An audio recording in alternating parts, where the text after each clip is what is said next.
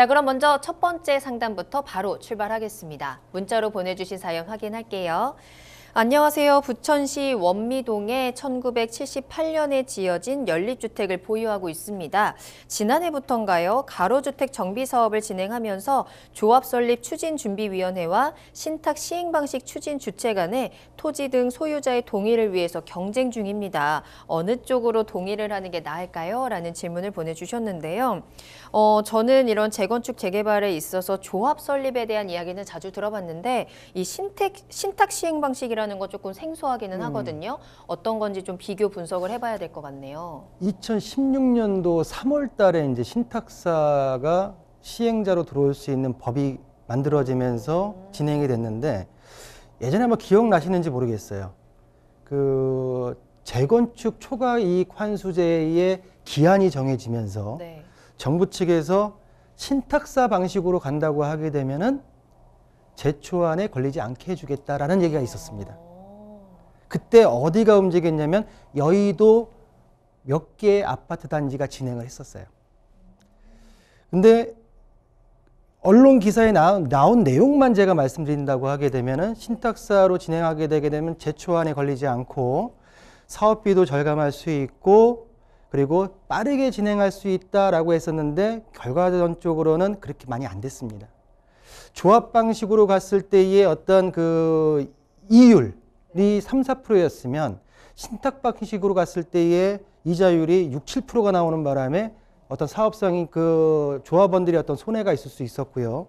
또한 제초한 기간도 짧아질 수 있었는데 어떤 그 내부적인 것이긴 하지만은 기간이 길어지면서 좀 애를 먹은 상황이 있었다. 이런 언론 기사가 있었다라고 좀 말씀을 드리면서요.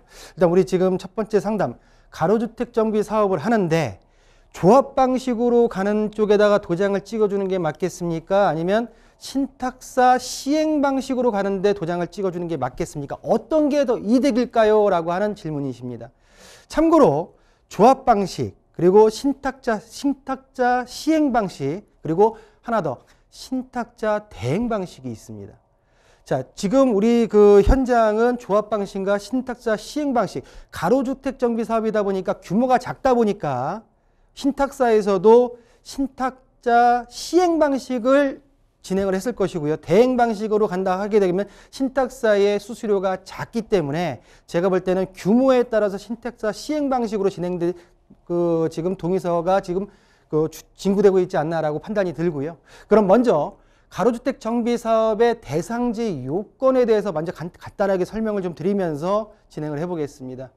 자, 가로주택 같은 경우에는 주변에 가로구역의 전부 또는 일부입니다. 도로 및 시설로 둘러싸인 지역입니다. 자, 도로, 도시계획도로, 그리고 공원이나 광장, 녹지, 하천 등으로 둘러싸여 있는 가로구역으로서 전부나 일부의 지역에 해당된다 하더라도 가로주택 정비사업은 진행할 수 있다라고 말씀드릴 수가 있겠고요. 자, 사업 시행구역 면적은 1만 제곱미터 미만의 가로구역입니다. 규모가 작습니다.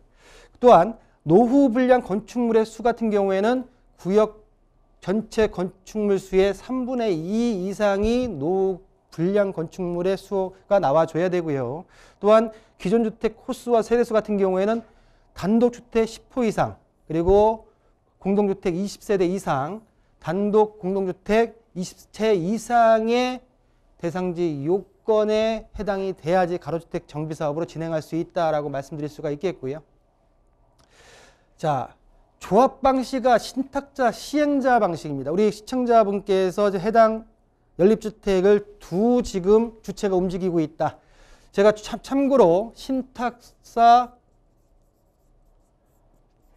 대행자 방식도 있다.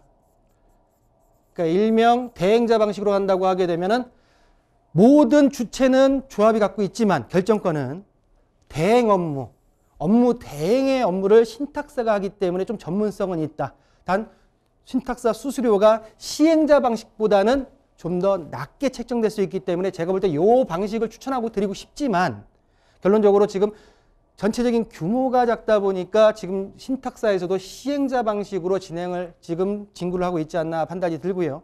요건을 보겠습니다. 요건 같은 경우에는 조합 방식 같은 경우에는 토지 등 소유자의 80% 이상의 동의가 필요하고요. 토지 면적의 3분의 2 이상의 동의가 필요합니다. 이 내용과 이 요건을 포함한 신탁사 시행자 방식 같은 경우에는 조합 방식의 내용을 포함한 추가적으로 토지 면적 3분의 1 이상의 신탁 등기를 받은 신탁업자가 진행할 수 있다라고 요건이 하나가 추가됐다라고 말씀 좀 드리겠고요. 자, 시공사 선정 같은 경우에는 조합 설립 같은 경우에는 조합 방식 같은 경우는 조합 설립 인가 후에 신탁사 시행자 방식 같은 경우에는 신탁사 지정 개발자 지정 고시 후에 진행할 수 있다라고 말씀드리겠습니다. 또한 뭐 사업 조건과 사업비 조달 같은 경우는 뭐 조합 방식 같은 경우에는 시공사 쪽과 좀 관계가 좀 깊고요. 신탁사 방식 같은 경우에는 자체적인 조달, 금융권이다 보니까 자체적인 조달이 가능하다라고 하는 장점도 있다라고 말씀드릴 수가 있겠고요. 자, 의사결정 같은 경우에는 조합 방식은 대의원회와 총회에서 이루어지고요. 신탁사 시행자 방식 같은 경우에는 토지 등 소유자의 전체 회의에서 이루어진다라고 말씀드릴 수가 있는데, 자, 조합 방식 같은 경우에는 신탁 같은 경우에는 신탁사의 수수료가 포함되지만 조합 방식은 자체적으로 진행하기 때문에 수수료는 없다라고 정리할 수가 있겠습니다. 자, 전체적으로 가로주택 정비사업 같은 경우에는 예정구역 지정부터 조합 설립, 중간에 추진이나 이런 것들이 빠져 있죠. 소규모다 보니까 현재 이 법 같은 경우에는 조정법이 아니라 소규모 주택에 대한 정비 특례법이 들어가기 때문에 추진위원회나 이런 것들이 좀 빠져 있어서 좀 더 신속하게 진행할 수 있는 가로주택 정비사업의 절차를 좀 보고 계시고요. 일반적으로 동의를 합니다. 사업시행 인가, 그리고 건축공사 준공인가, 그리고 이전고시 소유권 등기까지 이루어지는 절차에 대해서 간략하게 살펴봤고요. 자, 그러면 조합 방식과 신탁자 시행 방식에 있어서 장단점을 한번 보겠습니다. 자, 조합 방식 같은 경우에는 가장 큰 구분해서 봐야 될 게 주체가 조합입니다. 조합원이죠. 그렇지만은 신탁 시행 방식 같은 경우에는 신탁사가, 사업 주체가 신탁사입니다. 가장 큰 차이죠. 그러면 과연 조합이 진행했을 때와 신탁사가 진행했을 때의 어떤 점이 장단점이 있는지, 일반적으로 우리 조합 방식에서 문제점 같은 경우에는 우리 조합원들의 전문성이 결여, 그러다 보니까 투명성이 내부적으로 이제 뭐 조합 주체가 조합을 운영하면서 어떤 비리에 연관되다 보니까 굉장히 많은 지금 문제점이 발생하다 보니까 신탁상 방식이 나왔다고 볼 수 있는데요.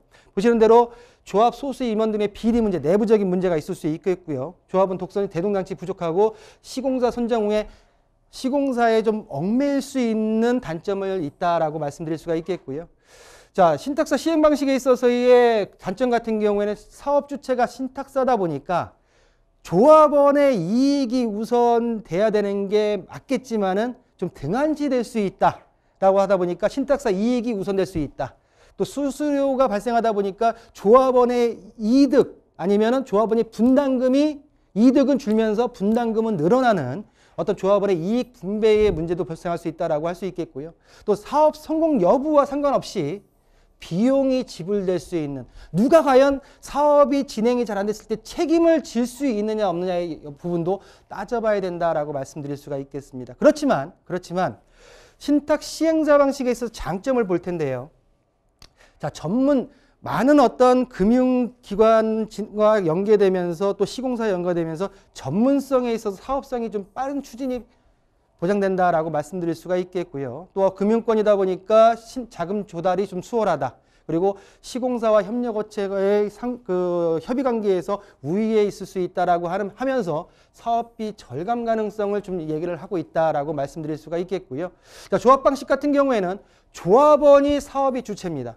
사업의 총괄을 맡고요. 의사결정에서도 단순하게 갈 수 있다라는 내용을 있는데, 가장 큰 장점이라는 것은 조합원의 이익이 최우선될 수 있다. 이 단점을 잘 보완하고 상기할 수 있다고 하게 되면 조합원이 이익이 우선으로 될 수 있는 조합 방식이 좀 더 유리하지 않을까 판단이 드는데요. 그러면 신탁사 방식에 있어서 굉장히 많은 어떤 합리적이고 나름대로의 어떤 그 설득력 있는 얘기가 나오고 있는데 과연 어떤 얘기들이 나오고 있는지 한번 보겠습니다. 자, 신탁사의 구조 방식인데 신탁사 시행 방식의 핵심은 신탁사입니다. 이 전체적인 표를 본다 하더라도 신탁사를 기준으로 해서 모든 토지 소유주나 시공사 그리고 보증기관 모든 그 주체들이 지금 움직인다라고 말씀드릴 수가 있겠고요. 자, 신탁사가 주장하고 있는 신탁사 방식이 더 유리합니다라고 하는 내용들에 좀 정리를 해봤습니다. 자, 첫 번째로는 객관적 사업관리 및 원가관리로 인해서 투명성과 안정성이 보장된다라고 얘기를 하고 있고요. 또 두 번째로는 이런 얘기를 들으셨을 겁니다. 우리 시청자분께서. 또 전문 인력 투입과 원활한 자금 조달을 협조해서 신속한 사업 추진이 가능하다. 또한 세 번째 같은 경우에는 사업비를 최소화할 수 있다라고 하는 내용들을 신탁사 쪽에 주장을 하고 있고 나름대로의 조합 방식, 조합 주체 같은 경우에는 이 내용들과 함께 지금 또 나름대로 그 설왕설래를 하고 계실 텐데 과연 이 내용들이 신탁사의 주장이 실제 현실과 그리고 나름대로의 이 문제점은 없는지 단점은 없는지에 대해서 한번 알아보겠습니다. 자, 첫 번째로 신탁 방식의 소규모 주택정비법 같은 경우에는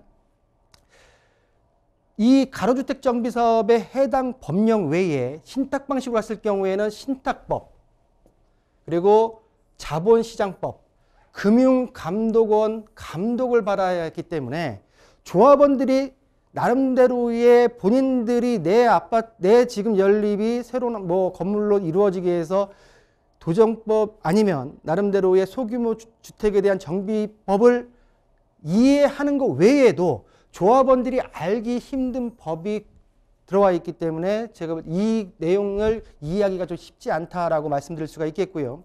또한 나름대로 이 지금 조합 방식 같은 경우에도 소규모 주택 정비에 관한 특별법의 등에 따라서 투명성과 안정성을 충분히 보장할 수 있는 방법의 법적인 적용이 있다라고 말씀드릴 수가 있겠고요.